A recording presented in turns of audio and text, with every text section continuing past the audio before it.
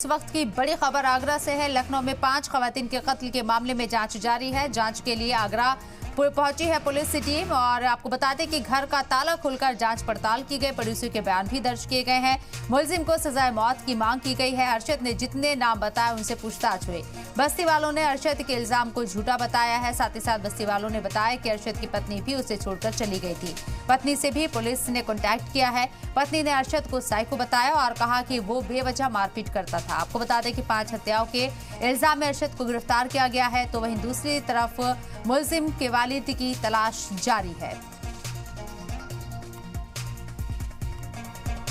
मौत होनी चाहिए, फांसी का फंदा होना चाहिए। क्योंकि अपनी फैमिली को उसने मार दिया तो वो हम लोगों के लिए किस टाइम पे हावी हो सकता है। इस चीज़ के लिए हमारे लिए तो दुश्मनी बन चुकी है। चाहे जब हम पे हमला कर सकता है, यहाँ तो पूरी बस्ती उसके लिए तो दुश्मनी बना दी उसने अपने लिए।